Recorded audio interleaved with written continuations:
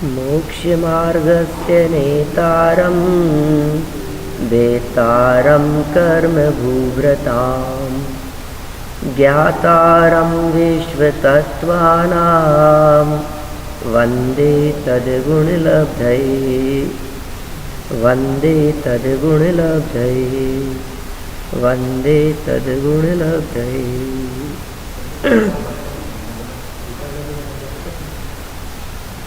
पहले दिन मैंने इस मंगलाचरण का अर्थ भी किया था।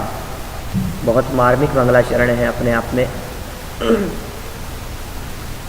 मोक्ष मार्ग के जो नेता हैं, मोक्ष मार्गस्य नेतारम भेदतारम कर्म भूव्रताम, कर्म रूपी पर्वतों को जो भेदने वाले हैं।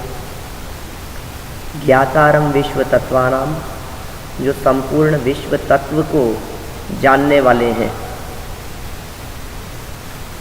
तो ये कहते हैं उमा स्वामी आचार्य इन तीन गुणों को बतलाने के बाद में वंदे तद्गुण लब्धये, मोक्ष मार्ग से नेतारम कहकर के हितोपदेशीपन को बतलाया।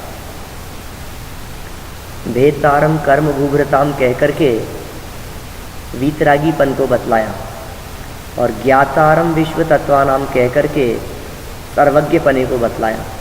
तीन गुण हो गए, हितोपदेशी, वीतरागी और सर्वज्ञ।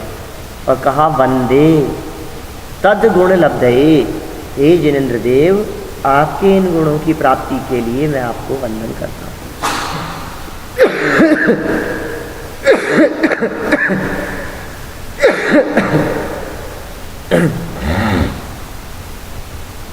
तो देखिए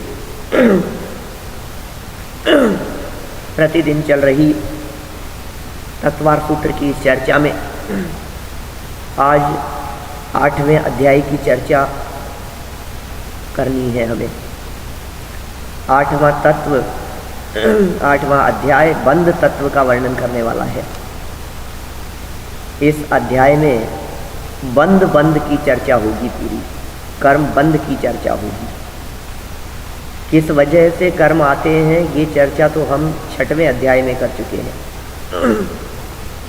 7वें अध्याय में कल मुख्यतः पुण्य आश्रमों की चर्चा हुई, व्रतों की चर्चा हुई। मैं ऐसा भी कह सकता हूँ कि ये जो दोनों आश्रव तत्व के अंदर शामिल किए 6वां और 7वां अध्याय, ये बहुत मार्मिक बात की तरफ हमारा ध्यान आकर्षित करता है। वो ये कि भले ही अणुव्रत और महाव्रतों को दुनिया में कितना भी अच्छा माना जाता रहा हो, मानते हो, किंतु हैं ये आश्रव, हैं ये बंध के कारण, मुक्ति के कारण नहीं। उमा स्वामी आचार्य ने अणुव्रतों और महाव्रतों को दोनों को ही एक खाते में रखा, दोनों को ही आश्रव के अंतर्गत शामिल किया, उसे संवर निर्जरा में शामिल नहीं किया। ये बात बहुत विशेष है जो हमें कल के प्रकरण के संदर्भ में ध्यान रखने योग्य थी।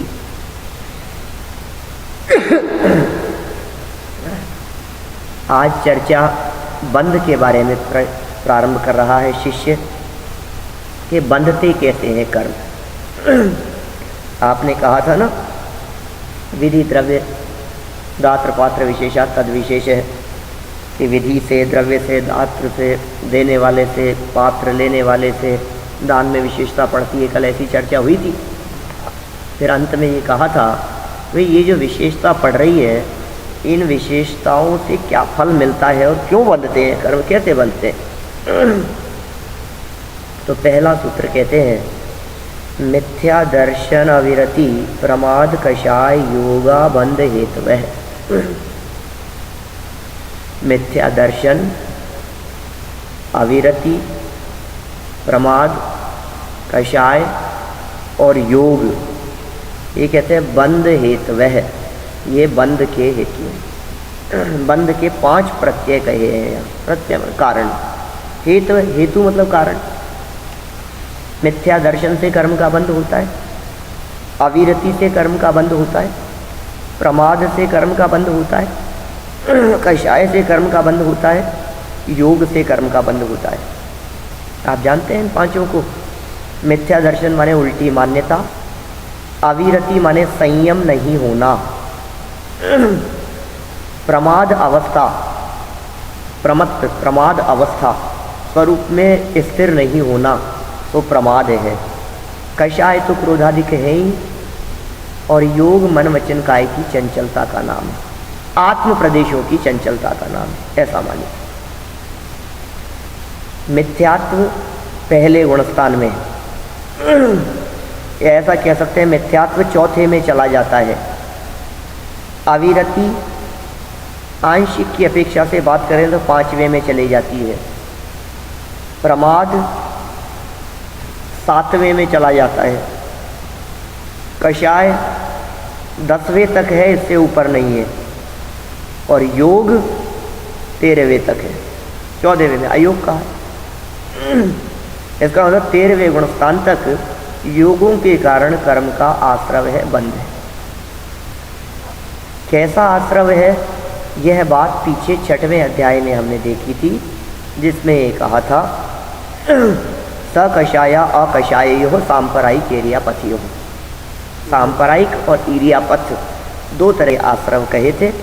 सांपरायिक आश्रव कषाय वालों के और इरियापथ नाम का आश्रव कषाय रहित जीवों के। 13वें गुणस्थान में कषाय बिल्कुल नहीं है अरहंतों के, उनके सिर्फ योग के कारण होने वाला आश्रव है।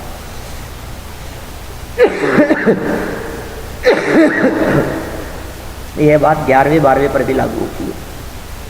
11वें 12वें 13वें इन तीनों गुणस्थानों में योग के कारण ही कर्मों का आश्रम होता है, या बंध कहा है योग के कारण। देखिए फिर कहते हैं बंध का लक्षण क्या है, बंध कैसे होता है, बंध किसे कहते हैं, बंध का स्वरूप क्या है। ऐसा प्रश्न करने पर जवाब देते हैं सकषायत्वाद जीवः कर्मणो योग्यान पुद्गलान आदत्ते सबंधः।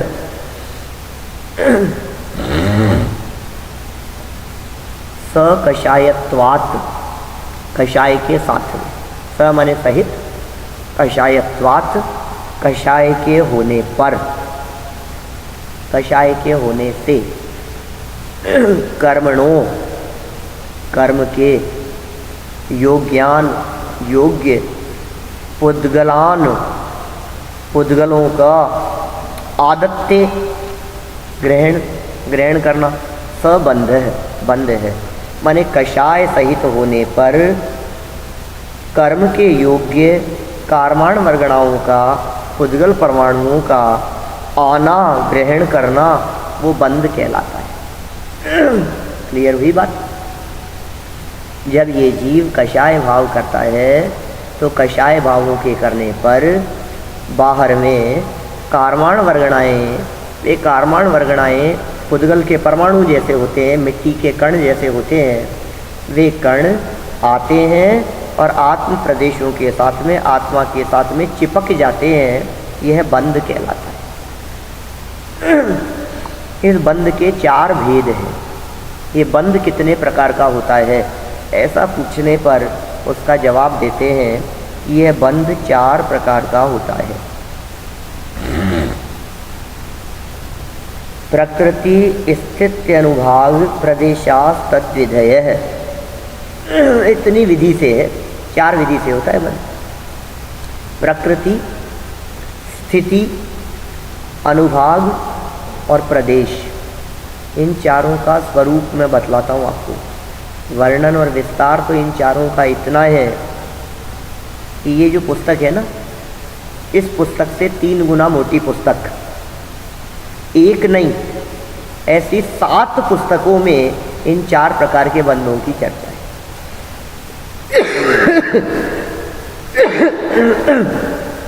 जैसे महाबंध कहा है, भूतबली आचार्य द्वारा लिखी गई रचना है, षट खंडागम का 6वां खंड है महाबंध। उसमें इन 4 ही प्रकार के बंधों की चर्चा। प्रकृति बंध, स्थिति, अनुभाग और प्रदेश। मैं इनकी इतनी संक्षेप में परिभाषा बतलाता हूँ आपको, जीवन में कभी ना भूलें,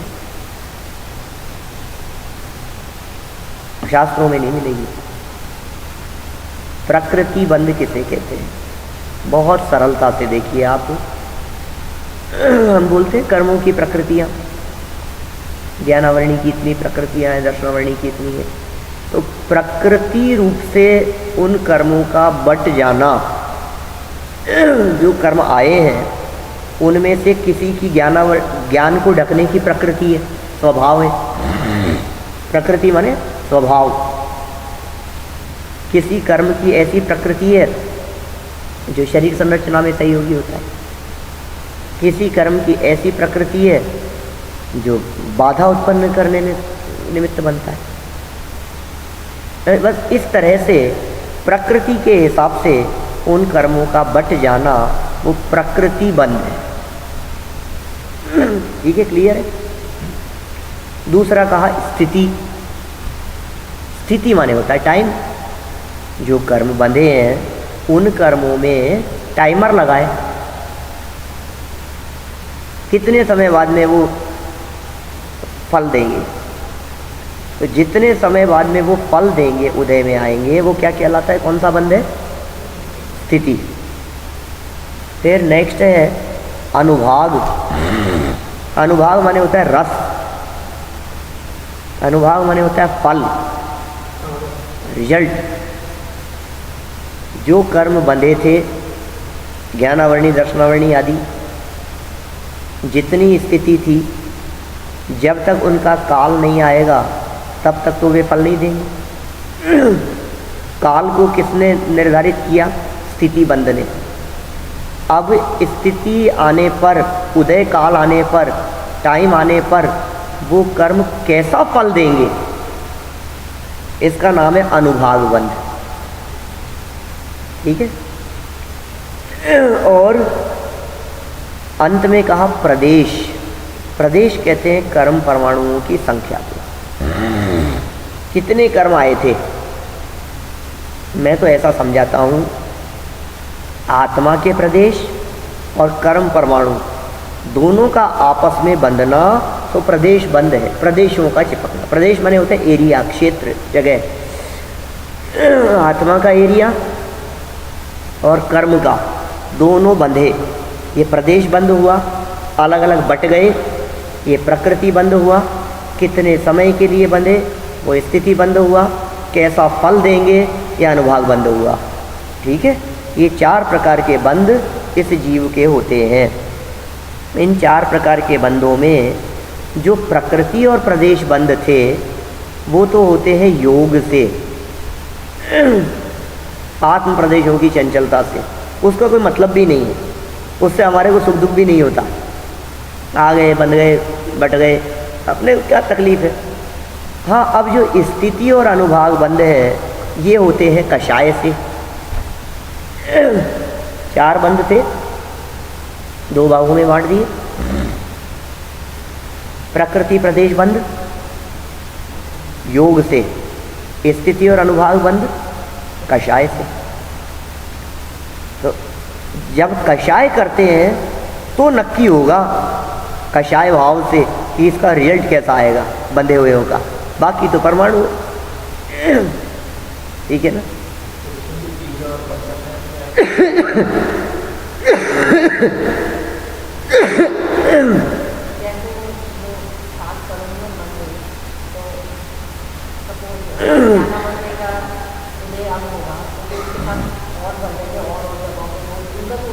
सबका एक साथ, सब कर्मों का एक साथ उदय चल रहा है।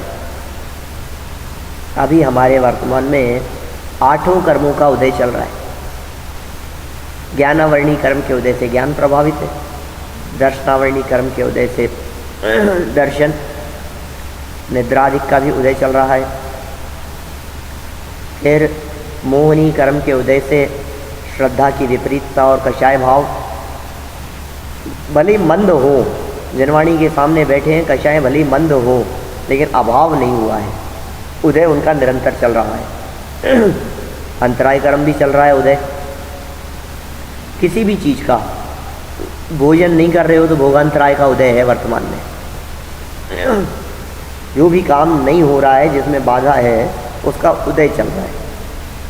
आयु कर्म का उदय चल रहा है, जीवन चल रहा है। नाम कर्म का उदय चल रहा है, शरीर है, उच्च गोत्र कर्म का उदय चल रहा है, वेदनी कर्म का अनुकूल प्रतिकूल उदय चल रहा है, 8 के उदय चल रहे हैं।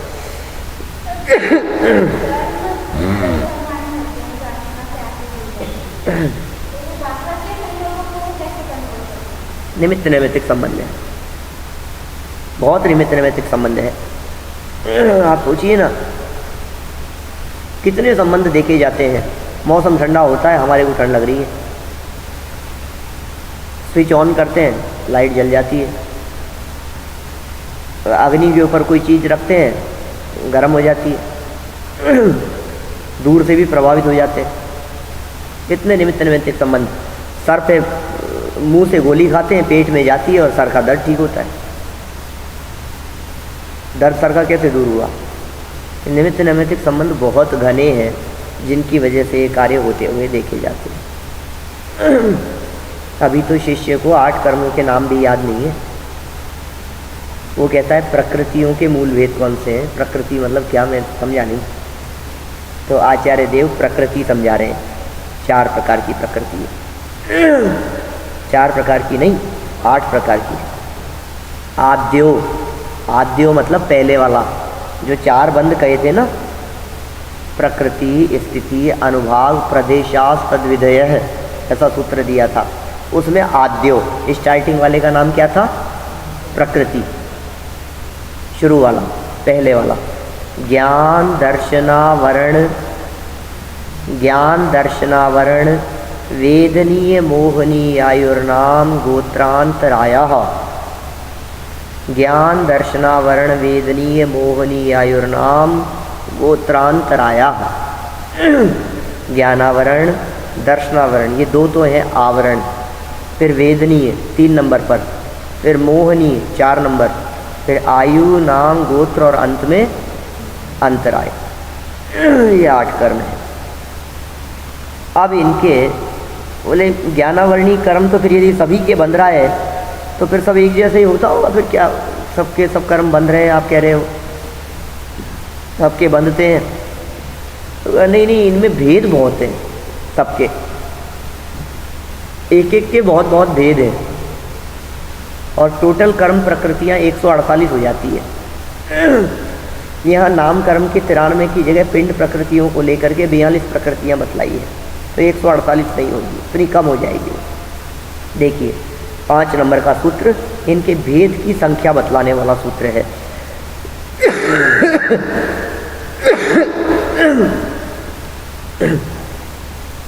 पंच नव द्वयष्टाविंशति चतुर्द्विचत्वारिंशत् द्विपंच भेदा यथाक्रमम। यथाक्रम का मतलब समझ गए? उसी क्रम से समझना जिस क्रम से ये नाम बतलाए गए थे। वो क्रम भंग कर दोगे तो गड़बड़ हो जाएगी। आपको जिस क्रम से 8 कर्मों के नाम याद हैं वो क्रम नहीं चलेगा।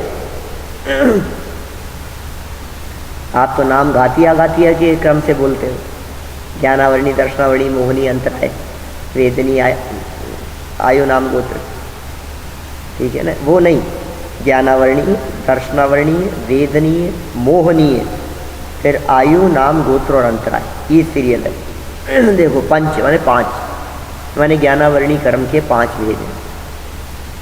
नव माने दर्शनावरणी की 9 प्रकृतियाँ हैं। फिर द्वय माने वेदनीय के 2 भेद हैं।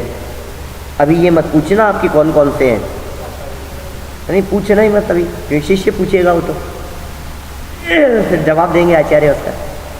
वेदनीय के 2, फिर आगे कौन सा कर्म था? मोहनीय, अष्टाविंशति, 28, 28। फिर मोहनीय के बाद में आयु, चतुर। आयु के बाद में नाम कर्म, द्विचत्वारिंशत्, 42। फिर गोत्र कर्म 2 और अंतराय कर्म 5। ये सब कर्मों के भेद बतलाए इन्होंने। किनके बतलाइए? प्रकृति बंध के मूल भेद कहे थे 8, ये कहे हैं उत्तर भेद, क्रम से लगा लिए। फिर शिष्य ने पूछा कि राव आपने तो बड़ी संख्याएं बतला दी सब, मेरे को तो इनके नाम बतलाओ कौन कौन से हैं ज्ञानावरणी के। तो नाम बतलाते हैं। मति श्रुतावधि मनः पर्यय केवलानाम, ज्ञानावरणी के 5 वेद हैं। मति श्रुतावधि मनः पर्यय केवलानि ज्ञानम, ये पहले अध्याय में बतलाए थे 5 ज्ञान। ये कह रहे हैं ये आवरण वाला है, ये ज्ञान आवरण है। ये मति श्रुत अवधि मनः पर्यय और केवल, इन सब में आवरण मति ज्ञानावरण, श्रुत ज्ञानावरण, अवधि ज्ञानावरण, मनः पर्यय ज्ञानावरण, केवल ज्ञानावरण। ठीक है। मति ज्ञान जिससे ढक रहा है, श्रुत ज्ञान जिससे आवृत हो रहा है, ये पूरी तरह से आवृत नहीं कर पाते क्योंकि इन कर्मों के देशघाती स्पर्धकों का उदय चलता है, एक क्षयोपशम होता है इनका।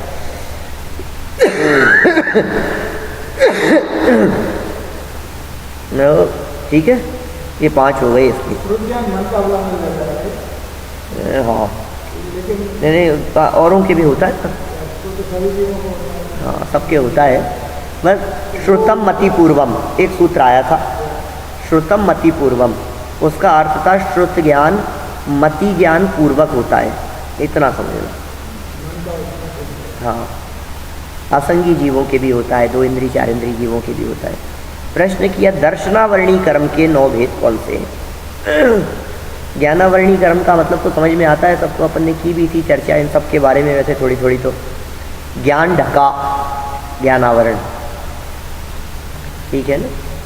अवधि ज्ञानावरण, मनः पर्यय ज्ञानावरण, इनके सर्वघाती स्पर्धकों का उदय होने से थोड़ा बहुत भी नहीं है। केवल ज्ञानावरण तो प्रकृति ही सर्वघाती है, तो बिल्कुल भी केवल ज्ञान नहीं है ऐसा। दर्शनावरण के 9 नाम गिना रहे हैं यहाँ। चक्षुर चक्षुर्वधि केवला नाम, निद्रा निद्रा निद्रा, प्रचला प्रचला प्रचला, स्त्यान कृत्यश्च। चक्षुः अचक्षुः चक्षुः चक्षुः, अवधि केवलानाम, ये 4 तो हो गए दर्शन। चक्षु दर्शनावरण, दर्शनावरण लगाना सबके साथ में। अचक्षु दर्शनावरण, अवधि दर्शनावरण, केवल दर्शनावरण। माने चक्षु इंद्रिय से होने वाला सामान्य प्रतिभास, उसमें बाधा, वो चक्षु दर्शनावरण का काम। चक्षु इंद्रिय को छोड़कर स्पर्शन, रसना, घ्राण और कर्ण, इनसे होने वाले सामान्य अवलोकन में बाधा, वो अचक्षु दर्शनावरण। इसी तरह से अवधि ज्ञान के पहले होने वाला सामान्य अवलोकन, वो अवधि दर्शन कहलाता है, और उसको आवृत करना ये अवधि दर्शनावरण, ऐसी केवल दर्शनावरण। इन 4 के साथ में 5 प्रकार की निद्रा और है। निद्रा के 5 भेद हैं, वो भी इसमें शामिल है। 4 ये और 5 वो 9 हो जाते हैं। ये क्या है निद्रा? देखो 5 का स्वरूप बतलाता हूँ। निद्रा के 5 भेद हैं। कौन कौन से? दर्शनावरणी के 9 भेदों में 5वां। पहला है प्रचला। प्रचला क्या होता है? पहला है प्रचला, दूसरा निद्रा, तीसरा प्रचला प्रचला, चौथा निद्रा निद्रा, और 5वां स्त्यानवृत्ति। प्रचला निद्रा, फिर इसको डबल कर लो प्रचला प्रचला, फिर इसको डबल कर लो निद्रा निद्रा, और एक स्त्यानवृत्ति। स्त्यानवृत्ति, ये प्रचला क्या चीज़ है? प्रचला माने बहुत हल्की निद्रा। प्रचला माने ऐसी निद्रा जो निद्रा जैसी नहीं लगती है। मैं कभी कहता हूँ कभी कभी ऐसा, ये प्रचला नाम की निद्रा का उदय मुख्य रूप से प्रवचन सभाओं में देखा जाता है। सो नहीं रहे हैं, जग रहे हैं, लेकिन वो प्रचला नामक दर्शनावरणी कर्म का उदय चल, ये ऐसी निद्रा है। और नींद आ रही है, कदाचित झपकी भी ले लेवे क्या, लेकिन यदि पंडित जी ने पूछा कौन सा सूत्र चल रहा है, तो तुरंत वो वाक्य बतला देवे, वो इतना जागृत है, मतलब वो झपकी लेते लेते भी। ये प्रचला है। सेकंड नंबर पर है निद्रा। वो निद्रा क्या होती है? सामान्य नींद है, नॉर्मल व्यक्ति की जो नींद होती है उसे निद्रा कहते हैं। तीसरे नंबर पर है प्रचला प्रचला। नींदों में बड़बड़ाना, नींदों में शब्द निकलना, नींदों में मुख से लार आदि बहने लगना, निद्रा के काल में ही हाथ पांव पछाटना, दूसरे को पता नहीं लग रहा, खुद को भी पता नहीं लग रहा, दूसरे को तो पता लग सकता है लेकिन स्वयं को पता नहीं लग रहा, है ना। ये है तीसरे प्रकार की नींद। ये कब होता है ऐसा? जब प्रचला प्रचला दर्शनावर्णी कर्म का उदय होता है तब। चौथी है निद्रा निद्रा। इसके बारे में तो ऐसा कहा जाता है बहुत भारी निद्रा है, इतनी गहरी नींद है कि उठाने से भी नहीं उठता। माने कभी आपने ऐसे फील किया होगा कि बच्चों को देखा होगा तो कह करके सोते हैं, एग्ज़ाम्स के दिन चल रहे हैं, बोले जल्दी उठा देना, सुबह 4 बजे उठ के पढ़ूंगा। आपने उसको बहुत उठाने की कोशिश की, वो उठा ही नहीं। 6 बजे उठता है, 7 बजे उठता है और कहता है आपने मेरे को उठाया क्यों नहीं, उठाया क्यों नहीं आपने? अरे उठाया तो था, तो उठा ही नहीं। ये कौन सी है? महानिद्रा, गहरी निद्रा। मतलब उठ करके फिर सो जाए, मतलब नींद जिसके ऊपर हावी रहे। ये कैसी निद्रा? चौथे नंबर वाली निद्रा निद्रा। और 5वीं अंतिम त्यान वृद्धि, ये कैसी होती है? ये वो निद्रा है जिस निद्रा में चलता फिरता है, जिस निद्रा में घूम लेता है, इधर उधर जा जाता है, नींदों में ही। नींद नहीं टूट रही, कहीं जाए आए, बैंक लूट आए, किसी का कत्ल कर आए, हत्या कर आए, हैं, इधर उधर घूम आए, वापस आकर के हो जाए। सुबह कोई व्यक्ति पूछे कि भैया कहाँ गए थे रात को? कहीं नहीं, मैं तो सुबह रात को 8-9 बजे सो गया था, अभी उठा, पता नहीं हो। ऐसा काफ़ी सालों पहले, लगभग 25 साल पहले एक पिक्चर आई थी नीलकमल, राजकुमार की। उसमें उसको नींदों में चलने की आदत थी, तो वो एक सॉन्ग चालू होता था और वो नींदों में उठ करके चलना चालू कर देती, ऐसा होता था। ये ऐसी निद्रा है। इस प्रकार की निद्रा कई बार घोड़ों वगैरह में पाई जाती है। घोड़े में सोता रहता है, घंटों तक सोता रहेगा और सोते सोते घुड़सवार चलाता रहता है और वो चलता रहता है, ऐसा वो नींद निकालता रहता है। ऐसी होती है। ऐसी एक प्रकार से बीमारी जैसा भी कहते हैं अपन इसको, लेकिन ये दर्शनावर्णी कर्म का ऐसा तीव्र उदय होता है तो ऐसी निद्रा होती है। ये दर्शनावर्णी के 9 भेद हुए। आगे देखिए,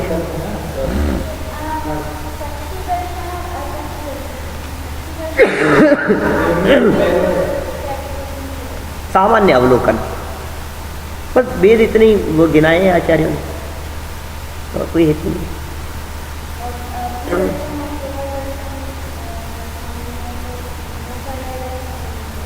नहीं, क्योंकि उसके लिए उपयोग की जरूरत नहीं है, वो सीधा ज्ञान से हो जाता है। मति ज्ञान उसमें निमित्त बनता है, इसलिए मन पर यह दर्शनावरण नहीं है। सरवार सिद्धि में ऐसा प्रश्न उठाया पूज्यपाद स्वामी ने, उसका इसी तरह का समाधान दिया है। वेदनी के 2 भेद कौन से हैं? 2 बताए थे आपने आगे वाले के, वो कौन से हैं?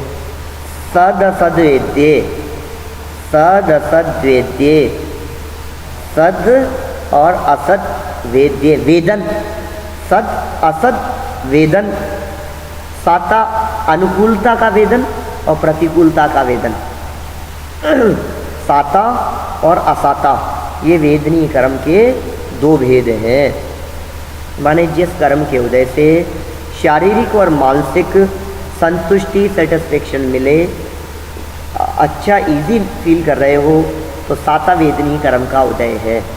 और जिसमें आप अनईजी फील कर रहे हैं वो असाता कर्म का उदय है। कम ज़्यादा चलता ही रहता है। जिसमें आपको ज़्यादा तड़पन हो ऐसा ज़रूरी नहीं है, नॉर्मल भी हो सकता है। नॉर्मली आपको भूख लग रही है, आप खाने के लिए आ गए, तो ये भूख लगना क्या असाता का उदय है।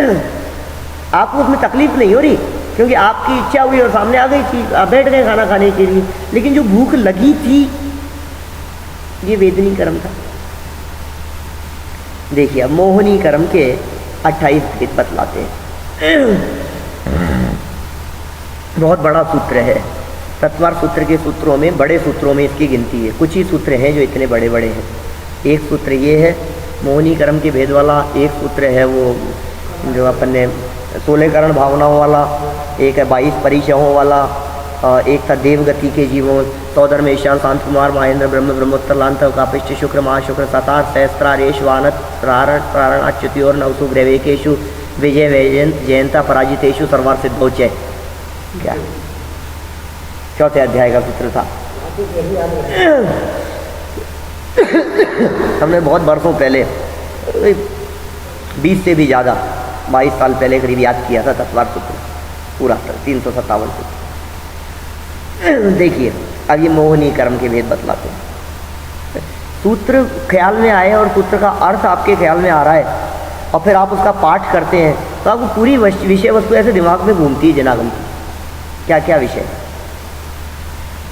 दर्शन चारित्र मोहनीया कषाय कषाय वेदनीयाख्या स्त्री द्वि नव षोडश भेदा सम्यक्त्व मिथ्यात्व तदुभयान्य कषाय कषायो हास्य रत्यरति शोक भय जुगुप्सा स्त्री पुण्य पुंसक वेदा अनंतानुबंध्य प्रत्याख्यान प्रत्याख्यान संज्वलन विकल्पाश्चैकशः क्रोध मान माया लोभाः।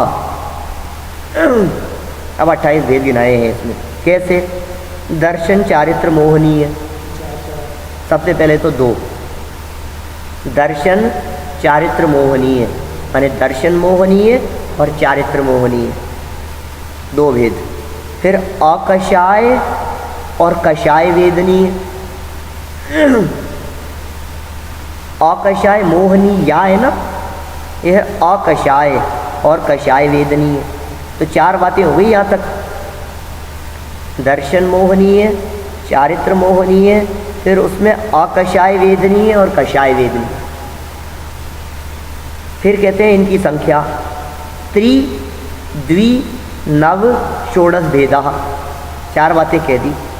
त्रि द्वि नव षोडश भेदा। त्रि मतलब 3, दर्शन मोहनी के 3 भेद है। द्वि मतलब 2, चारित्र मोहनी को 2 भागों में बांट लो, एक अकषाय वेदनीय और एक कषाय वेदनीय। द्वि। फिर द्वि के बाद में कहा नव माने अकषाय वेदनीय के 9 और कषाय वेदनीय के 16 भेद है। चार्ट बनाओ इसका तो ख्याल में आती है बात। मोहनी कर्म लिखा ऊपर, उसके 2 भेद किए। पहले एक दर्शन मोहनी, एक चारित्र मोहनी। अब चारित्र के 2 किए, एक अकषाय वेदनीय, एक कषाय वेदनीय। अब संख्याएं लिखो। दर्शन मोहनीय 3, चारित्र मोहनीय 2, फिर अकषाय वेदनीय 9 और कषाय वेदनीय 16। अब ये कौन कौन से नाम भी गिन लो इसी में। सम्यक्त्व मिथ्यात्व तदुभय तदुभयानी।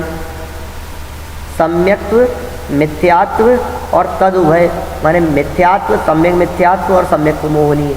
ये 3 तो थे दर्शन मोहनी के भेद। ठीक है। फिर अकषाय कषाय यो। अकषाय और कषाय के कितने हैं? कौन कौन से हैं? हास्य रति अरति शोक भय जुगुप्सा स्त्री पुन नपुंसक। स्त्री पुरुष नपुंसक वेदा। ये 9 हो गए। ये 9 है अकषाय वेदनीय। ईशत कषाय कहते हैं, 9 कषाय कहते हैं। हास्य रति अरति शोक भय जुगुप्सा त्रिवेद पुरुष वेद नपुंसक वेद, ये 9 अकषाय वेदनी कहलाते हैं। और फिर जो 16 हैं कषाय वेदनी के वो कौन से हैं? अनंतानुबंधी, अप्रत्याख्यान, प्रत्याख्यान, संज्वलन और विकल्पाश चैकशय क्रोधमान माया लोभा। इन सबको सबके साथ में लगाना, क्रोधमान माया लोभ के साथ में। विकल्पाश चैकशय, विकल्प से एक शय एक एक के साथ में माने अनंतानुबंधी क्रोधमान माया लोभ, अप्रत्याख्यान क्रोधमान माया लोभ, प्रत्याख्यान क्रोधमान माया लोभ, संज्वलन क्रोधमान माया लोभ। ठीक है, 16 हो गई। तो कुल 28 हो गए ये भेद। कौन कौन से 28 हो गए? दर्शन मोहनी के 3, फिर अकषाय वेदनी के 9 और कषाय वेदनी के 16। इस तरह से कुल 28। क्योंकि वो कषाय जैसी नहीं है, कषाय जैसी लगती नहीं है। कोई व्यक्ति मुस्कुरा रहा है, आप ये थोड़ी ना कहोगे कषाय कर रहा है। हास्य कषाय।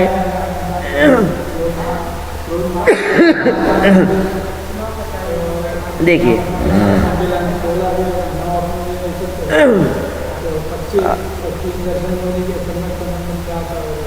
आगे बढ़ते हैं। ये हो गई मोहिनी। मोहिनी क्या काम करता? देखो दो मोहिनी के भेद थे मूल, दर्शन मोहिनी और चारित्र मोहिनी। इनका अर्थ ये है, दर्शन मोहिनी का संबंध श्रद्धा से है, श्रद्धा की विपरीतता वो दर्शन मोहिनी का काम है। श्रद्धांश से विचलित होना ये दर्शन मोहिनी है, और कषाय होना किसी भी प्रकार की ये चारित्र मोहिनी। ठीक है, कितने कर्म हो गए? ज्ञानावरणीय, दर्शनावरणीय, मोहिनी। अनंतानुबंधी वगैरह का मीनिंग शब्दार्थ से नहीं हो सकता। इनका मीनिंग व्याख्याकारों ने जो किया है वो घात करने की अपेक्षा से कहा है। जैसे अनंतानुबंधी सम्यक्त्व का घात करने वाली है, जो सम्यक्त्व को प्रकट न होने देवे वो अनंतानुबंधी है, या जिसके होने पर सम्यक दर्शन से गिर जावे वो अनंतानुबंधी है।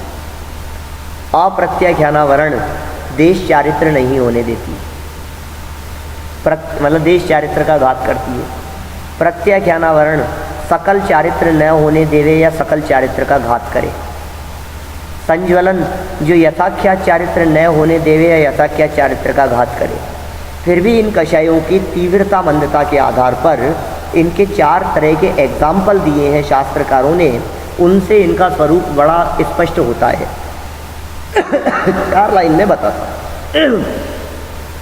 अनंतानुबंधी के लिए कहा है, विशाल पर्वत के शिलाखंड पर दरार पड़ गई। ये जो रेखा है ये कब मिटेगी? बरसों लग सकते हैं, बरसों लग जाए, कई भाव धारण कर लेवे, तब तक भी वो मिटे नहीं। ऐसी कषाय अनंतानुबंधी, इतनी तीव्रता, वैर बांध लिया, कई भावों तक चल रहा है अनंतानुबंधी। अप्रत्याख्यानावरण 2 नंबर, इसके लिए कहा है, हल चलाते हैं खेत में तो जो रेखा पड़ी है हल चलाने पर, वो रेखा भी इतनी मजबूत है कि कई महीनों लग सकते हैं उसके निकलने में, लेकिन 6 महीने के अंदर अंदर धुल जाएगी, क्योंकि दोबारा दूसरी खेती होगी। तो ये दूसरी रेखा है अप्रत्याख्यानावरण के लिए। प्रत्याख्यानावरण कषाय के लिए कही है, बालू मिट्टी में खींची गई रेखा उंगली से। मिट्टी में आपने उंगली से रेखा खींच दी, अब कब तक चलेगी बताओ? तो हम कहते हैं ये रेखा तब तक चलेगी, तब तक रहेगी जब तक हवा नहीं आएगी। एक हवा का झोंका आया और ये लाइन मिट गई, कितनी देर रहेगी? इसी तरह से प्रत्याख्यानावरण कषाय के बारे में समझ सकते हैं। कषाय का भाव हुआ, वो कषाय कब तक रहेगी? जब तक जिन वचन हमारे उपयोग में नहीं आते, जिन वचनों रूपी शीतल हवा के लगने पर वो प्रत्याख्यानावरण कषाय का परिणाम धुल जाता है। इतना मंद परिणाम होता है। गुस्सा किया बहुत, और जैसे ही विचार आया, अरे अरे वस्तु स्वरूप का, चिन्हवाणी का, तुरंत गायब। अब नहीं है कषाय, अब है ही नहीं। ये प्रत्याख्यानावरण। संज्वलन के बारे में एग्जाम्पल दिया है, पानी में खींची गई रेखा, पानी में लाइन खींची, आगे खिंचती जा रही है, पीछे मिटती जा रही है, ऐसी कषाय कब तक चलेगी? चलेगी क्या, मिट रही है वो तो। मुनि राजों के संज्वलन कषाय होती है, मैक्सिमम अंतर्मुख, इससे ज़्यादा टिकती नहीं। चारों ही होती है, होती है, हो रही, चारों ही। चलिए आयु कर्म के भेद बताओ। नारक तैरियग योन मानुष दैवानी, नारक तैरियग योन मानुष दैवानी। नारक नरक, तैरियग तैरियंच, मानुष्य मनुष्य, और दैवानी माने देव। ये 4 प्रकार के आयु कर्म हैं। ऐसा कह सकते हैं, आयु कर्म से ये जीव शरीर में टिकता है। प्राप्त शरीर में जितने समय तक ये जीव रह सके उतना उसका आयु कर्म का उदय है। ये प्रत्येक समय हमारा आयु कर्म खत्म हो रहा है, दीपक में तेल के समान, जलते हुए दीपक में तेल के समान प्रति क्षण वो तेल खत्म हो रहा है। अंजुलि जल सम जवानी क्षीण होती जा रही। अंजुलि के जल के समान हमारी अवस्था प्रति क्षण आयु कर्म व्यतीत हो रहा है। क्या हो रहा है? मृत्यु नजदीक आ रही। ये काम हो गए चारों के।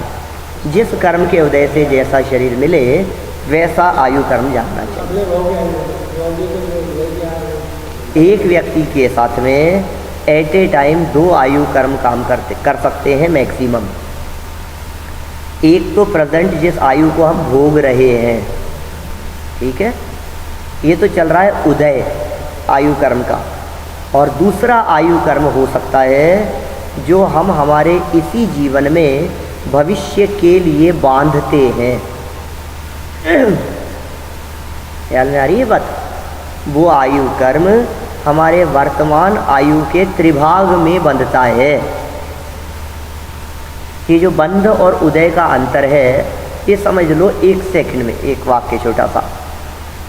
8 कर्मों का उदय हमारी लाइफ में प्रति समय आ रहा है, ठीक है, किंतु बंधन प्रति समय 7 कर्मों का ही हो रहा है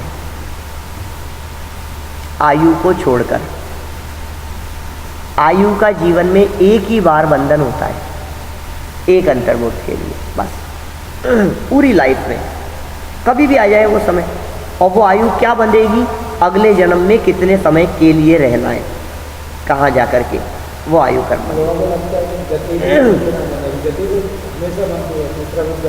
गति जो है, गति और आयु, अभी अपन नाम कर्म के भेद आगे देखने वाले हैं, उसमें गति की चर्चा की। गति नाम कर्म और आयु कर्म, और नाम दोनों के एक समान है। गति नाम कर्म में भी मनुष्य तिर्यंच देवनार की गति है, और आयु कर्म में भी मनुष्य तिर्यंच देवनार की है। तो क्या अंतर होगा दोनों में? नाम कर्म से तो शरीर मिलता है, मनुष्य शरीर, ये मनुष्य नाम कर्म का उदय, तिर्यंच शरीर, ये तिर्यंच नाम कर्म का उदय। लेकिन उसमें कितने समय तक टिके रहना, ये आयु कर्म का उदय। अच्छा, अब रही बंधन की बात। तो ये जो चारों प्रकार की आयु है, इनमें से कोई एक ही आयु बंधती है जीवन में एक ही बार, किंतु गति नाम कर्म, क्योंकि नाम कर्म का भेद है इसलिए वो गति नाम कर्म जीवन पर्यंत बंधता रहता है।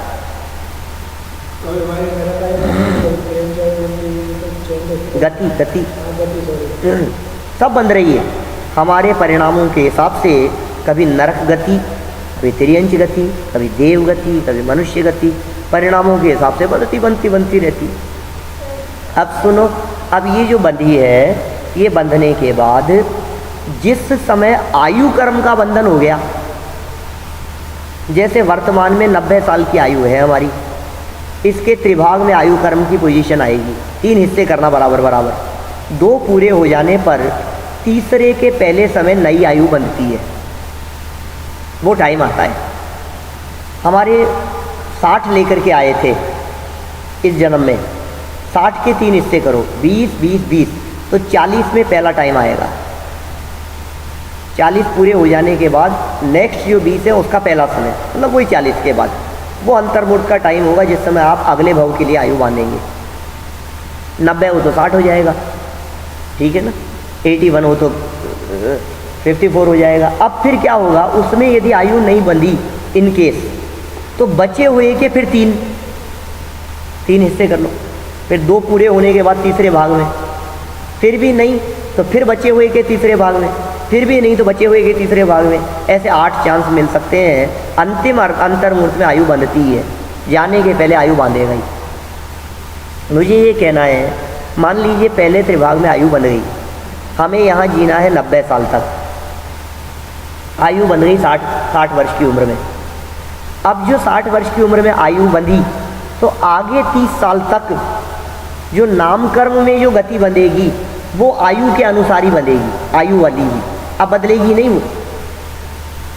अभी तक तो जीवन पर्यंत मनुष्य, तिर्यंच, देवनार की चारों गति नाम कर्म बंध रहा था। अंतर समझना, नाम कर्म और आयु कर्म। अभी तक तो जीवन पर्यंत चारों बंध रहा था, अब आयु होने के बाद में फिक्स हो गया कि आपको इसी में जाना है, तो उसी के अनुसार नाम कर्म भी वही शरीर संरचना अनुसार कर्म परमाणु बनेंगे। अब आप कहेंगे कि साहब जो अभी तक जीवन पर्यंत हमने चारों बांधा था उनका क्या होगा, फल मिलेगा कि नहीं? फिर उनका चारों बांध रहा था तो कर्म बंधा है तो उसका फल मिलेगा कि नहीं? कि नहीं मिलेगा। क्यों?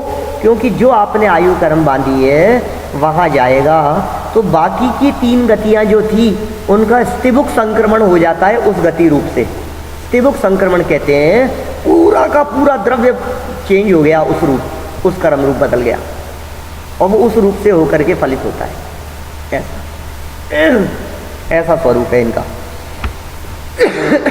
चलिए नाम कर्म की चर्चा करते हैं आगे अपन। नाम कर्म का क्या?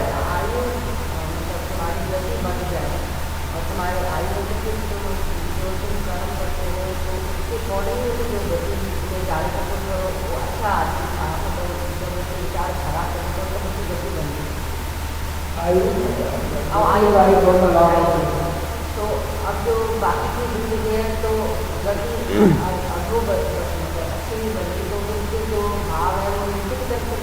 बिल्कुल ऐसा ही होगा। देखो क्या कह रहे हैं, सुनिए बात क्या कहते हैं। बिल्कुल ऐसा है स्वरूप, यदि आपकी आयु बंध गई है तो आपके परिणाम भी उसी अनुसार हो जाते हैं। जिस गति में जाना है ना, कहते हैं तादृशी जायते बुद्धि यादृशी भवितव्यता, जैसी होनार होती बुद्धि भी वैसी हो जाती है। ऐसा कहावत सुनी है आपने, विनाश काले विपरीत बुद्धि। जिसकी होनार भली है उसके परिणाम भी वैसे हो जाते हैं। रावण जैसा बुद्धिमान, समझदार, विद्वान, लेकिन देखो आप अधोगति होनी थी तो कहाँ जाके मति भ्रष्ट हुई उसकी। सीता का हरण करके ले आया, इतना विद्वान होने के बावजूद भी। तो बुद्धि भी उसी अनुसार। अब कोई व्यक्ति जीवन भर अच्छे कार्य करता रहा, धार्मिक परिणाम रहे उसके, और अंत समय में देखो तो रात को खाने लग गया, परिणाम बिगड़ने लग गए उसके, ऐसे ऊटपटांग हरकतें दिखाई देती है, क्या रखा है धर्म वर्म में खूब करकरा लिया, जिंदगी हो गई कर। इसका मतलब ये उसने कोई अधोगति बांध ली है, जो आप परिणाम उसी दिशा में चल रहे हैं उसके।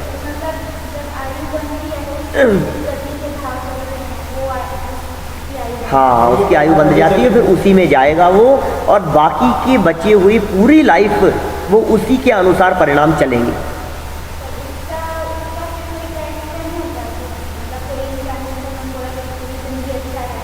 नहीं बता रहा हूँ ना मैं। अब देखो, अब उसमें क्या हो सकता है, उसमें कभी कभी परिणाम उतार चढ़ाव भी होते हैं, तो उसके अनुसार आयु में कम ज़्यादापन हो सकता है। जाना नक्की हो गया, अपकर्षण हो सकता है, उत्कर्षण हो सकता है, संक्रमण नहीं होगा। संक्रमण माने होता है बदलना, आयु कर्म में संक्रमण नहीं होता। मतलब यदि किसी व्यक्ति ने नरक आयु बांध ली है तो अब वो कितने भी पूजन पाठ करे, कितनी भी भक्ति करे, वो नरक में तो जाएगा ही जाएगा। नरक आयु बंध गई तो उसमें संक्रमण संभव नहीं है। लेकिन अपकर्षण हो सकता है, अपवर्तन हो सकता है, उत्कर्षण हो सकता है, घटा सकता है, बढ़ा सकता है। पहले नरक की बांधी बढ़ा करके 5वें में चला गया, 7वें की बांधी घटा करके पहले में आ गया, ये हो सकता है। देव आयु बांधी थी, भवन त्रिक में जाना था, परिणाम अच्छे हुए, 16वें स्वर्ग में चला गया। तिर्यंच आयु बांधी थी, 1 इंद्रिय में जाना था, सैनी पंचेंद्रिय हो गया। गाय होना था, मच्छर हो गया। ये संभव है, वही रहेगी। देखिए चलिए, नाम कर्म के भेद बतलाते हैं आगे। बहुत बड़ा सूत्र है। गति जाति शरीरांगोपांग निर्माण बंधन संघात संस्थान सैनन स्पर्श रस गंध वर्णानुपूर्व्या गुरु लघुप घात परघाता तपोद्योतोच्छ्वास विहायो गति है प्रत्येक शरीर त्रस सुभग सुस्वर शुभ सूक्ष्म पर्याप्ति स्थिरादे यशः कीर्ति क्षेत्राणि तीर्थ करत्वम च। 42 प्रकृतियाँ गिनाई है, 93 प्रकृतियाँ हैं नाम कर्म की। नाम कर्म माने शरीर संरचना, शरीर जिससे बनेगा। अब शरीर के अंदर तो कितने पार्ट हैं, किडनी कैसी होनी है, हार्ट कैसा होना है, दांत कैसे होने, नाखून कैसे होने, उंगलियां किस प्रकार की होनी है, 5 होंगी कि 6 होंगी, कि आंखें कैसी होगी, कान कैसे होंगे, कलर कैसा होगा, गोरा होगा, काला होगा, मोटा होगा, पतला होगा, वजन ज़्यादा होगा कि नहीं होगा, आकृति किस प्रकार की बनेगी, शेप कैसी होगी, नहीं, आवाज़ किस प्रकार की होना, प्रशंसा मिलना कि निंदा मिलना, लोगों को आकर्षित करना कि लोग आकर्षित नहीं होना, ये ऐसे कर्म की प्रकृतियाँ हैं अनगिनती। देखो गति, गति मतलब तो गतियाँ, मनुष्य तिर्यंच देवनार की गति नाम कर्म के उदय से उस रूप शरीर की प्राप्ति होगी। फिर कहा जाति, हमारे यहाँ 5 जातियाँ कही है उमा स्वामी महाराज ने, ये जाति कह करके, जैनी है, हिंदू है, मुसलमान है, ये जातियाँ नहीं है। कौन सी जाति है? 1 इंद्रिय जाति, 2 इंद्रिय जाति, 3 इंद्रिय जाति, 4 इंद्रिय जाति, 5 इंद्रिय जाति, ये 5 जातियाँ हैं। आपको जान करके आश्चर्य होगा, कभी कभी मैं कहता हूँ कि आपको लगता है ऐसा कि सुअर, गधे, कुत्ता, बिल्ली भी हमारी जाति के कहीं पंचेंद्रिय बोला, ये कह रहे हैं। अब मैं थोड़ा सा वाक्य बदल करके कहता हूँ ना, तो थोड़ी सी फीलिंग बदल जाती है। हाँ, जब हम ये कहते हैं कि वो हमारी जाति के हैं तो लगता है उनकी ग्रेड बढ़ा दी, और जब मैं कहता हूँ कि हम लोग भी सुअर गधों की जाति के हैं, अरे यार पंडित जी कुछ तो करो, ऐसा तो मत करो। अरे एक ही बात है, पंचेंद्रीय जाति के हैं, सैनी पंचेंद्रीय जाति के, जातियाँ 5 हैं। फिर शरीर, शरीर कौन सा?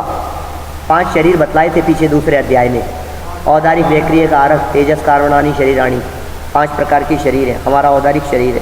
तो ये शरीर, 4 गतियाँ, 5 जाति, 5 शरीर। फिर अंगोपांग, अंगोपांग 3 ही शरीरों में होते हैं। औदारिक शरीर में अंगोपांग होते हैं, वैक्रियक में अंगोपांग होते हैं, आहारक में अंगोपांग होते हैं, तेजस कारमाण में अंगोपांग नहीं होते। तो 3 अंगोपांग। फिर निर्माण, निर्माण नाम कर्म के उदय से आकृति बनती है। नाक कैसी होगी, कान कैसा होगा,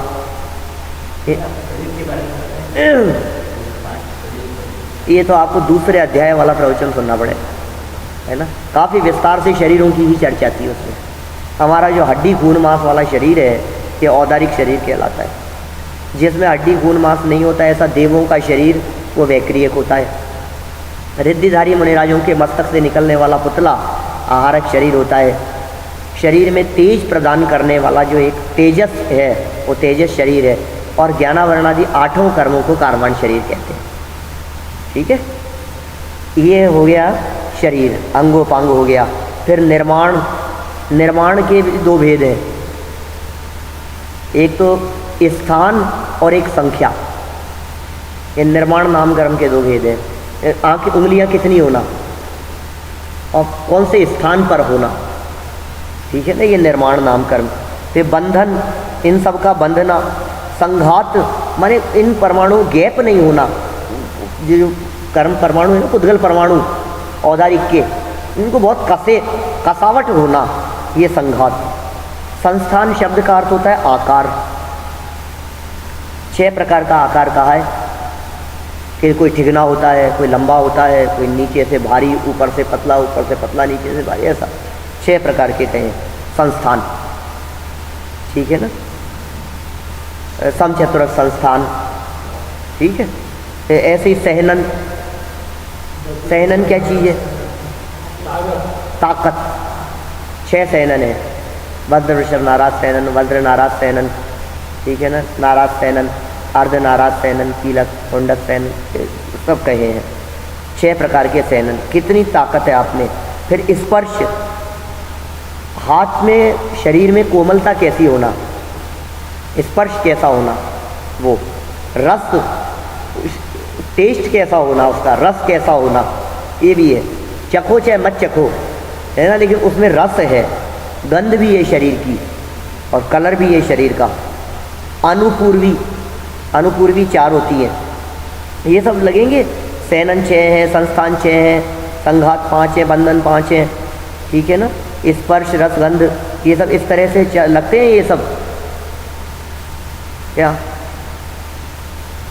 देखो क्या कहते हैं,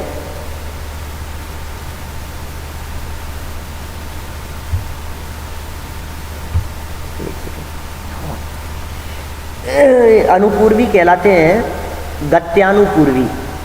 वो आकार होता है शरीर का, शरीर प्रमाण, ये कौन से भव में जा रहा है उसके पहले का आकार, वो गत्यानुपूर्वी नामकरण के उदय से होता है।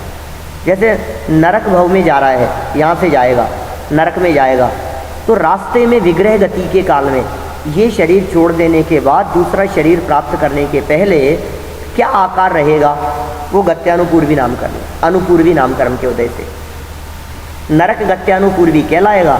और आकार रहेगा जिस अवस्था में छोड़ा है वो आकार रहेगा मनुष्य का, और नामकर्म का उदय रहेगा गत्यानुपूर्वी, नरक गत्यानुपूर्वी।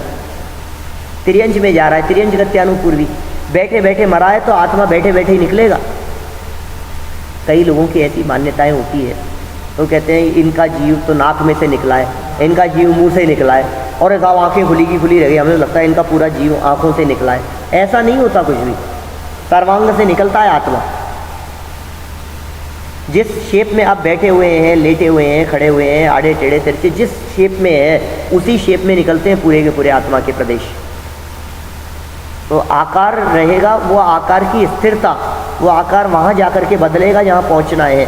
तो उस जगह के पहले, उस गति के पहले जो आकार रहा वो कहलाएगा गत्यानुपूर्वी। 4 कर्म है अनुपूर्वी। इसी तरह से अगुरु लघु है, उपघात और परघात नामक प्रकृतियां हैं। उपघात परघात ये क्या प्रकृतियां हैं? उपघात माने ऐसे अंगोपांग होना जिससे अपना ही घात हो जाए। घात मतलब कट लग जाए, अपने ही नाखून से अपने ही कट लग गया, छिल गया, अपना ही नाखून अपने चुभ गया, अपने ही दांतों से अपनी जीभ कट गई। ये उपघात कर्म प्रकृति के उदय से।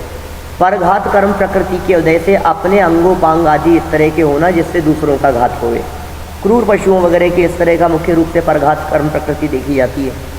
आतप और उद्योत। आतप कर्म प्रकृति का उदय 3 एकेंद्रीय जीवों में होता है, और एकेंद्रियों में भी 3 लोक में एकमात्र सूर्य बिंब है, सूर्य विमान सन, उसमें ही आतप कर्म प्रकृति का उदय देखा जाता है। आतप कर्म प्रकृति का उदय है उष्णता देना। इस कर्म प्रकृति का ऐसा चमत्कार है कि इस कर्म प्रकृति के उदय में शरीर मूल में रहता है ठंडा, और उसकी किरणें प्रभाव होती है गर्म। तो ये जो सूर्य विमान है, ये ज्योतिष देवों का विमान है, ये 4थे अध्याय में देखी थी अपन ने चर्चा। ये गर्म नहीं है, आग का गोला नहीं है, इसकी जो किरणें आ रही है वो गर्म है। ये मूल में ठंडा है, इसको टच करो तो सूर्य को, क्योंकि उसके आतप कर्म प्रकृति का उदय है। पृथ्वी का एक जीव है विमान, पृथ्वी का एक जीव है। विमान में रहने वाले देव ज्योतिष देव हैं, वे देवगति के जीव हैं। नारी ये बात, विमान में जो रहते हैं वे देवगति के जीव हैं, और विमान जो दिखता है अपने को, ये पृथ्वी का एक जीव है, एकेंद्रीय जीव है। ठीक है। आतप कर्म प्रकृति का उदय। उद्योत कर्म प्रकृति का उदय चंद्रबिंब में और जुगनू आदि में देखा जाता है। चमक, तेज, मतलब रोशनी, प्रकाश जहाँ हो। उच्छ्वास, श्वासोच्छ्वास दिखता है। विहायोगति है, विहायोगति, विहायोगति नाम कर्म के उदय से गमन होता है। गमन करने में सहयोगी कर्म प्रकृति है शरीर की, विहायोगति नाम कर्म। फिर विहायोगति के बाद में कहते हैं प्रत्येक शरीर, प्रत्येक नाम कर्म का उदय। फिर त्रस, देखो ये जो प्रत्येक के बाद में जो कह रहे हैं ना सूत्र, देखो कितना क्या मार्मिक कहा। यहाँ तक तो सबके अलग अलग गिना दिए, पिंड अपिंड रूप नाम गिना दिए। फिर कहते हैं प्रत्येक शरीर, त्रस, सुभग, सुस्वर, शुभ, सूक्ष्म, पर्याप्ति, स्थिर, आदेय और यशः कीर्ति, और इसके बाद कहा सेतराणी, इनसे उल्टा। मैंने 10 नाम गिनाए हैं, और 10 नाम गिना करके कह दिया सेतराणी, माने 10 के उल्टे भी लगाना, 20। कैसे होंगे कि जैसे नाम आया प्रत्येक शरीर, तो प्रत्येक शरीर का अपोजिट होता है साधारण शरीर। फिर त्रस आया, तो त्रस और स्थावर, त्रस नाम कर्म का उदय, स्थावर नाम कर्म का उदय। त्रस नाम कर्म के उदय से रस होगा 2 इंद्री पंचेंद्री, 2 इंद्री से पंचेंद्री तक। स्थावर नाम कर्म के उदय से 1 इंद्री होगा। फिर कहते हैं सुभग, रस के बाद में क्या शब्द है? सुभग। सुभग नाम कर्म का उदय होता है और इससे ऑपोजिट होता है दुर्भग। ये कैसी कर्म प्रकृतियां हैं? कोई व्यक्ति बहुत बदसूरत है, क्या शक्ल अच्छी नहीं है, दिखता अच्छा नहीं है, लेकिन फिर भी उसके सुभग नाम कर्म का उदय हो तो लोग उसको बहुत चाहते हैं।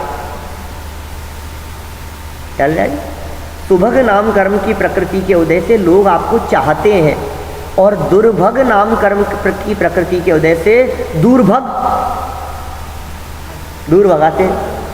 बहुत सुंदर है, लेकिन फिर भी लोग चाहते ही नहीं है। वो लोग कहते हैं यार लिए कुछ नहीं कह सकते, कर्म का उदय है ना। जैसा कर्म का उदय है, सुभग कर्म प्रकृति के उदय से लोग पसंद करते हैं और दुर्भग कर्म प्रकृति के उदय से लोग नहीं पसंद करते। फिर सुस्वर, इसका अपोजिट होगा दुर्भग, दुस्वर, अच्छी आवाज़ नहीं होना। फिर शुभ, शुभ मतलब है सुंदर शरीर, और अशुभ माने बदसूरत शरीर। फिर सूक्ष्म और बादर। सूक्ष्म नाम कर्म का उदय होता है तो ऐसा शरीर होता है कि ये दीवार में से भी निकल जाता है। सूक्ष्म जीवों का घात नहीं होता, सूक्ष्म जीवों की हिंसा नहीं होती, जिनके सूक्ष्म नाम कर्म का उदय होता है। नहीं, सब में होते, निगोदिया भी होते हैं, है ना, औरों में भी है। ये सूक्ष्म जीव पृथ्वी काया के अंदर भी है। उनमें जो सूक्ष्म है वे सूक्ष्म जीव दीवार में से निकल जावे, वज्र में से निकल जावे, ऐसे पीटो तो हिंसा नहीं होती, मारो तो मरते नहीं हैं, अपनी आयु से जिंदा रहते हैं। ये सूक्ष्म नाम कर्म का उदय है उनके। बादर जीव किसी के आश्रित रहते हैं, सूक्ष्म जीव किसी के आश्रित नहीं रहते। आलू में जो जीव हैं वे भी बादर निगोदियाँ हैं, सूक्ष्म निगोदियाँ नहीं हैं, क्योंकि सूक्ष्म जीव आलू के आश्रित रह नहीं सकते। ऐसा तो ये सब हो गए, क्या बच गया इनमें? सूक्ष्म हो गया, बादर हो गया। पर्याप्ति और अपर्याप्ति। पर्याप्ति नाम कर्म के उदय से पर्याप्तियाँ होती है, अपर्याप्त नाम कर्म के उदय से पर्याप्तियाँ पूरी नहीं होती है। 6 पर्याप्तियाँ कही, आहार शरीर इंद्रिय, वाचोस्मान भाषा और मन। आहार शरीर इंद्रिय, आहार शरीर इंद्रिय, क्या कहा आगे? गाथा इस तरह की है। 6 तो नाम बतला दिए, मैं गाथा बोल रहा था। आहार शरीर इंद्रिय,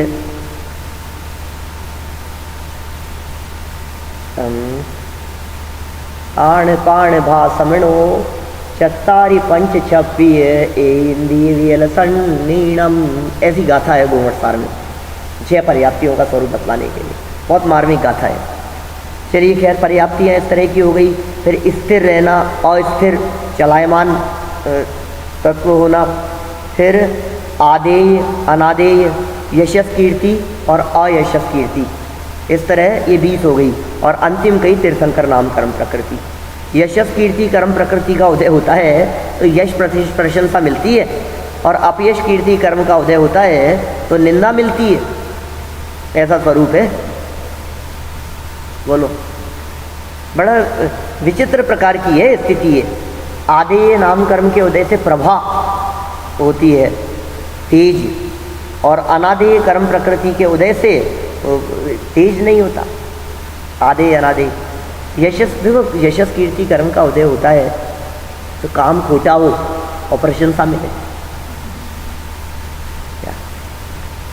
एक स्टूडेंट क्लास में फेल हो गया, खड़े थे सब लोग, मैंने कहा ये फेल हो गया, और ये नहीं था, पढ़ता तो बहुत था, क्या करें। अब यशस कीर्ति कर्म का उदय हो तो निंदा न होए, और किसी ने टॉप किया, गोल्ड मेडल आया, तो भी अपयश कीर्ति कर्म का उदय हो तो सामने वाला ऐसी बातें करता है, क्या दम है, आजकल तो घने ही घूमते हैं गोल्ड मेडल वाले। तो देखो आप, मतलब अच्छा उसने टॉप किया तो भी प्रशंसा नहीं मिली, और वो फेल हो गया तो भी निंदा नहीं हुई। तो ये ऐसे कर्म प्रकृतियों के उदय से इस तरह के कार्य होते हुए देखे जाते हैं। ये सब नाम कर्म की प्रकृतियां हैं। इन सबको यदि अपन गिनने बैठेंगे अभी तो 93 भेद हो जाएंगे, लेकिन मैं गिनने नहीं बैठना चाहता, अध्याय पूरा करना है अपने को। वैसे तो फास्ट हो जाएगा अभी सब। इसकी नहीं, नहीं, ऐसा नहीं है ना। एक समय में एक ही होगा, समय भेद है उसमें, काल भेद है, और अलग अलग तरह की चीज़ें हैं उसमें। कोई एंगल ऐसा हो सकता है जिसके उसका उदय चल रहा है, और कोई एंगल पार्ट ऐसा हो सकता है जिसमें दूसरे का उदय चल रहा है। तो इस तरह की भी संभव है। चलिए गोत्र कर्म के बारे में बताते हैं।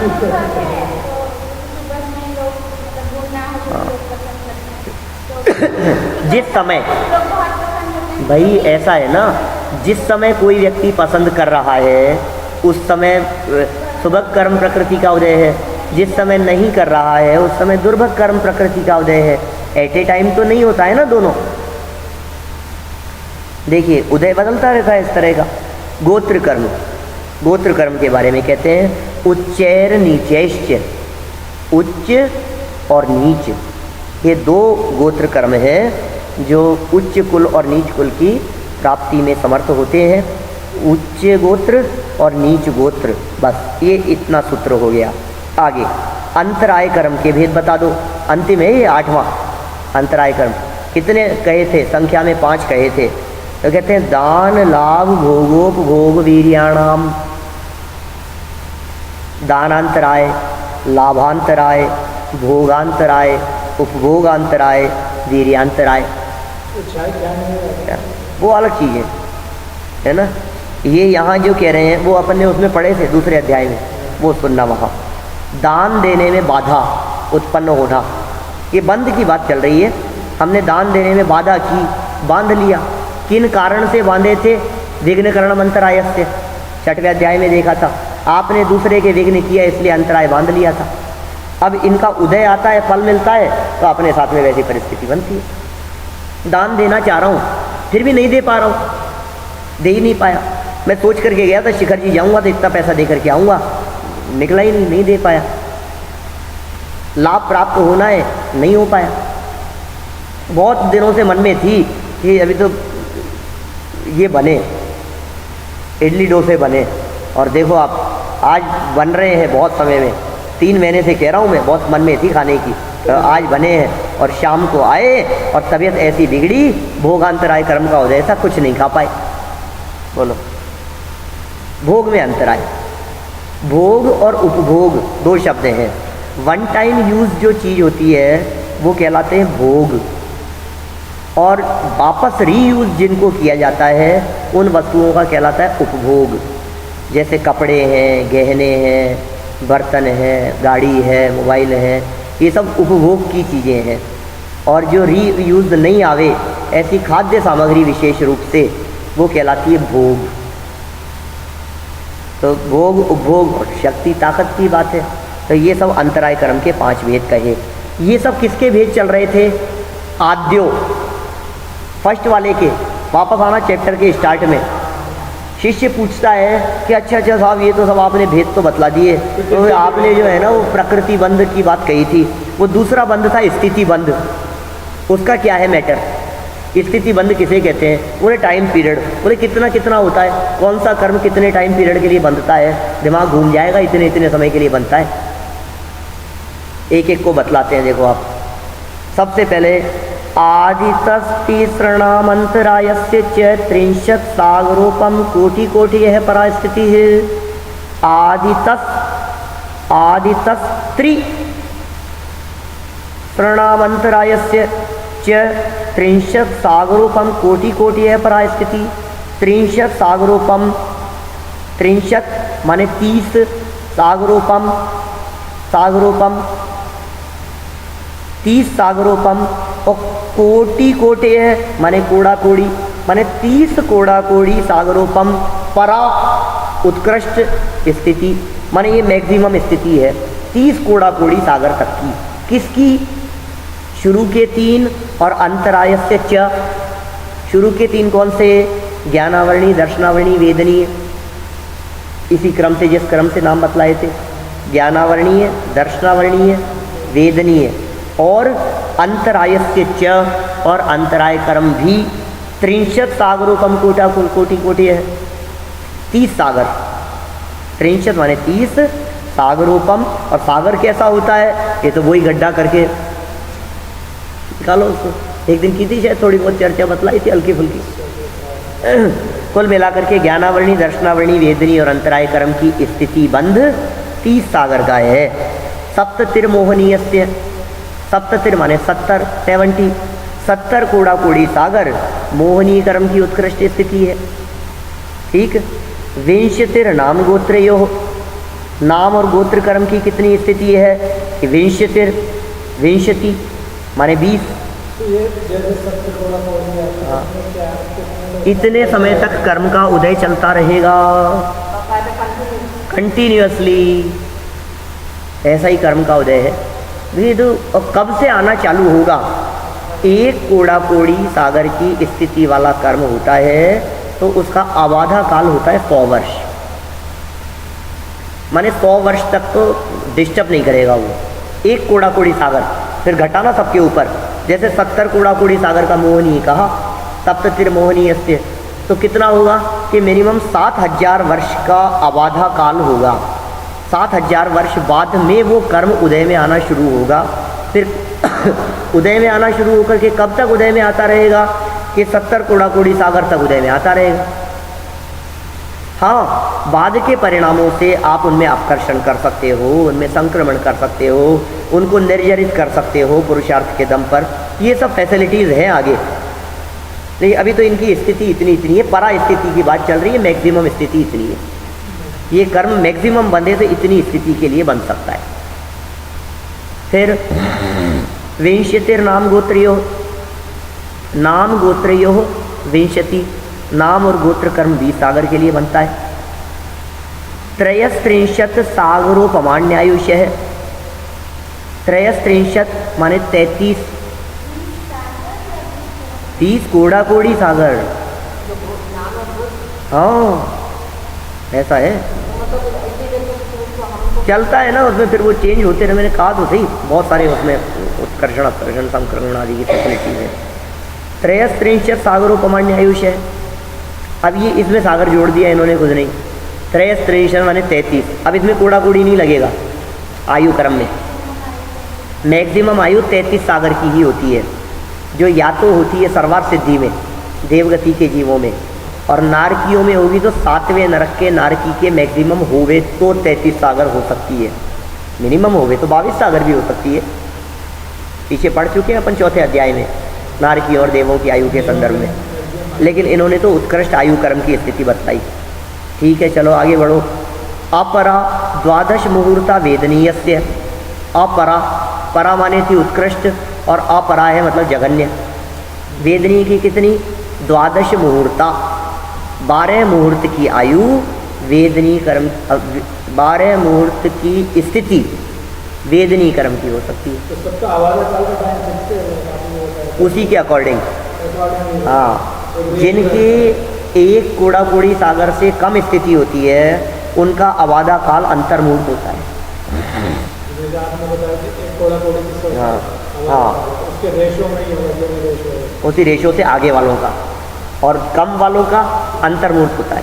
माने कोई कर्म हमने बांधा और बांध करके सेकंडों में भी उदय में आ जाए, ये भी पॉसिबल है। ठीक है ना। देखो, अपरा माने जगन्य, 12 मुहूर्ता, 12 मुहूर्त, एक मुहूर्त होता है 48 मिनट का, 12 मुहूर्त वेदनीय की जगन्य स्थिति है। नाम गोत्रे और अष्टौ, नाम और गोत्र कर्म की 8 मुहूर्त की, अष्टौ, नाम गोत्रियो अष्टौ, 8 मुहूर्त की जगन्य स्थिति है। शेषाणाम अंतर्मुहूर्ता, बाकी कर्मों की जगन्य स्थिति अंतर्मुहूर्त की है। बाकी जो कर्म हैं वो सब कर्म अंतर्मुहूर्त के अंदर अंदर उदय में आ सकते हैं हमारे। हो जाता है ऐसा, अंतर्मुहूर्त मरते समय अंतर्मुहूर्त के अंदर आयु बांधी और अंतर्मुहूर्त में दूसरी आयु उदय चालू हो गया। विभाग में बनते बनते करते करते वहाँ जा कर के बंधी, वो मरने के पहले बांधी थी, अंतर्मुहूर्त में उदय चालू हो गया उसका। इतना कम भी हो सकता है। तो शेषाणाम अंतर्मुहूर्ता, शेष की अंतर्मुहूर्त है। इस तरह से ये जगन्य और उत्कृष्ट स्थिति बंद की बात कही। फिर शिष्य ने प्रश्न किया कि अच्छा इतने इतने समय के लिए बंद होता है, तो आचार्य ने कहा कि डरे मत, इतने इतने समय के लिए बंद होता है तो तेरा क्या बिगाड़ दिया बंधे हुए कर्म ने? क्या तेरा तो तब बिगड़ेगा जब वो कर्म फल देगा। बोले ये क्या होता है? बोले ये भी बंद था। कैसा फल देगा? ये भी तूने बांधा था। जो अनुभव शब्द का प्रयोग किया था ना, प्रकृति स्थिति अनुभाव, अनुभव, ये अनुभाग बंदगी कहते हैं। विपाकोनुभव है 21 नंबर का सूत्र। विपाकोनुभव है, विपाक कहते हैं फल को, विपाक होना ये अनुभव है, ये अनुभव है। कर्म का फल मिला और रस मिल गया, तेरे को रिजल्ट मिलेगा उसका। क्या होगा कि कौन सा कर्म कैसा फल देता है ये बताओ। देखो शिष्य का प्रश्न उठता जा रहा है नया नया, कौन सा कर्म कैसा फल देता है? कि स यथा नाम, जिसका जैसा नाम था वो वैसा फल देता है। जैसे ज्ञान आवरणी, ज्ञान आवरण, अंतर आए, अंतर माने गैप आए, आप भोगना चाहते थे, अंतर आए, भोग में गैप पड़ गया, अंतर आए, अंतर आए कर्म। ऐसा स यथा नाम, जिसका जैसा नाम है। क्या फल देने के बाद में क्या होता है उन कर्मों का? जब कर्म फल दे देते हैं उसके बाद क्या होता है? का ततश्च निर्जरा, उसके बाद में उनकी निर्जरा हो जाती है। कर्मों की फल देने के बाद में निर्जरा हो जाती है, माने वे कर्म फल देने के बाद में बचते नहीं हैं, खत्म हो जाते हैं। अच्छा, तो ये ऐसी हुई फल की बात। तो वो एक और था, वो कौन सा था? अंतिम बंध का भेद, बंध तत्व था ना, प्रदेश बंध। और वो क्या है? तो कहते हैं देखो आगे 24 नंबर सूत्र। नाम प्रत्यय सर्वतो योग विशेषात् सूक्ष्म एक क्षेत्रावगाह स्थितः सर्वात्म प्रदेशेष्वनंतानंत प्रदेशः। क्या? नाम प्रत्यय, जैसा जैसा नाम है ना, सर्वतो नाम प्रत्यय, सर्वतो जैसा जैसा नाम है उसके अनुसार, सर्वतो मतलब सब तरफ से, जो जो कर्म प्रकृतियों के जैसे नाम थे वो सर्वतः मतलब सब तरफ से, योग विशेषात मन वचन काय की चंचलता से, योगों की विशेषता से, सूक्ष्म, बहुत सूक्ष्म है वो, प्रदेश बंद की बात कर रहे हैं, बहुत सूक्ष्म, एक क्षेत्रावगाह स्थितः, एक ही क्षेत्र में अवगाह होकर के स्थित हो गए आत्मा के साथ में। एक क्षेत्रावगाह स्थितः, आत्मा के साथ में, जहाँ आत्मा है वहीं आत्मा के साथ में उसी क्षेत्र में एक ही स्थान पर आकर के वे जुड़ गए। कि आत्मा में कौन सी जगह पर? सर्वात्म प्रदेशेषु, ये सूत्र है भी पूरा बड़ा सूत्र है, मैं तो तोड़ तोड़ करके अर्थ कर रहा हूँ। सर्वात्म पूरी आत्मा के, प्रदेशेषु प्रदेशों पर, सप्तमी विभक्ति, सर्वात्म प्रदेशेषु सर्व आत्म प्रदेशों पर, अनंतानंत प्रदेशा। क्या? अनंतानंत प्रदेशा, आत्मा तो असंख्यात प्रदेश ही है। अरे नहीं नहीं, अपने प्रदेश की नहीं कह रहे, कर्मों के प्रदेशों की कह रहे हैं। माने अनंतानंत कर्म परमाणु आत्मा के साथ में आकर के चिपक जाते हैं। कैसे? योगों की विशेषता से, एक क्षेत्रावगाह रूप से आत्मा के साथ में आकर के जो चिपक जाते हैं अनंतानंत कर्म परमाणु, उनको प्रदेश बंध कहते हैं। जीव के परिणामों का निमित्त पा करके, मन वचन काय का निमित्त पा करके, योगों के निमित्त पा करके ये स्थिति बनती है। कि अच्छा ये सब आपने बतलाया, तो इनमें कोई अच्छे बुरे भी हैं क्या? इन कर्मों में आपने इतने सारे कर्म प्रकृतियों के नाम बतला दिए महाराज, पूरे कर्मों के नाम बतला दिए आपने। आपने इनमें वो पुण्य कर्म तो बताया ही नहीं, पाप कर्म तो बताया ही नहीं। आपने तो खूब सुना है, पुण्य का उदय आता है, पाप का उदय आता है। पूरे 148 नाम गिना दिए आपने। ज्ञानावरणी के 5, दर्शनावरणी के 9, मोहनी के 28, ठीक है ना, वेदनी के 2, नाम कर्म के 93 या 42, जो भी कहो, गोत्र कर्म के 2, आयु कर्म के 4, अंतराय कर्म के 5, सारे इतने भेद गिना दिए, इसमें कहीं पुण्य नाम तो आया ही नहीं। आपने पुण्य भी तो कहा था, पुण्य पाप तो होता ही है। तो ये कहते हैं सदसद्य नहीं, सद्वेद्य शुभायुर नाम गोत्राणी पुण्यम। ये भी सुन लो भैया, अंत में क्या कह रहे हैं? सद्वेद्य शुभायुर नाम गोत्राणी पुण्यम। सद्वेद्य माने सातावेदनीय, शुभ आयु और नाम शुभ होंगे तो, और गोत्र शुभ होगा तो पुण्यम, ये पुण्य प्रकृति है। माने सातावेदनीय, शुभ आयु, शुभ नाम और शुभ गोत्र, ये पुण्य प्रकृतियां हैं। हाँ, तो सातावेदनीय पुण्य हो गई। शुभ आयु, अब समझ ना, आयु और गति में अंतर है। शुभ आयु की बात करेंगे और शुभ गति की बात करेंगे तो दोनों अलग अलग है। शुभ आयु की बात करते हैं तो मनुष्य, तिर्यंच और देव, ये तीनों आयु शुभ है। नरक आयु अशुभ है। आयु कर्म का काम क्या है? जिंदा रहना। तो जिस कर्म को ये जीव चाहता हो वो शुभ है, पुण्य प्रकृति है। तिर्यंच मरना नहीं चाहता और जिंदा रहना चाहता है, बचना चाहता है, इसका मतलब उसको जो आयु मिली है वो शुभ है, पुण्य प्रकृति है। मनुष्य भी और देव भी मरना नहीं चाहते, शुभ है, पुण्य प्रकृति है। लेकिन गति नाम कर्म की जब बात करते हैं अपन, तो मनुष्य और देव ये दो गति तो शुभ है, और नरक और तिर्यंच ये दोनों गतियां अशुभ है। क्यों? क्योंकि वहां कोई जाना नहीं चाहता, नरक में जाना नहीं चाहता, तिर्यंच में जाना नहीं चाहता, इसलिए गति तो अशुभ है। लेकिन तिर्यंच में चला गया तो बोले मरना नहीं चाहता, इसलिए आयु शुभ है। ठीक है, ये पुण्यम, ये पुण्य प्रकृतियां थी। फिर कहा और पाप, बोले अतोन्यत पापम, अतः अन्यत, इसके अलावा जितने भी बच गई हैं तो सब क्या है? पाप। बाकी बची हुई पाप प्रकृतियां हैं। वस्तुतः तो ज्ञानावरणीय, दर्शनावरणीय, मोहनीय और अंतराय, इन चारों घातीय कर्मों की जितनी भी कर्म प्रकृतियां होती है वे सारी कर्म प्रकृतियां पाप ही होती है। एक मार्मिक सिद्धांत कह देता हूँ अंत में जाते जाते, ये जो घातीय कर्म है ना और आघातीय कर्म है, इसमें ज्ञानावरणीय, दर्शनावरणीय, मोहनीय और अंतराय, इनकी 47 प्रकृतियां हैं, सब पाप रूप है। ठीक है, और आघातीय कर्मों में कुछ प्रकृतियां पुण्य है और कुछ पाप है, जो अभी ऊपर वाला जो सूत्र दिया। अब मुझे ये कहना है इसमें कि 8 कर्मों में से 7 तो कंटिन्यू बंद ही रहे आयु को छोड़कर।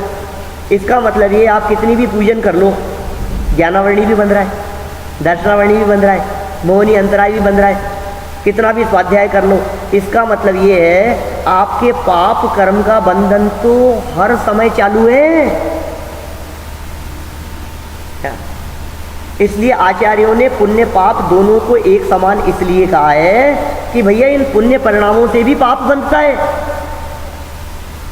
7 कर्म बंध रहे हैं पुण्य परिणामों के कारण, तो ज्ञानावरणी, दर्शनावरणी तो पाप ही है, पाप भी बंध रहा है।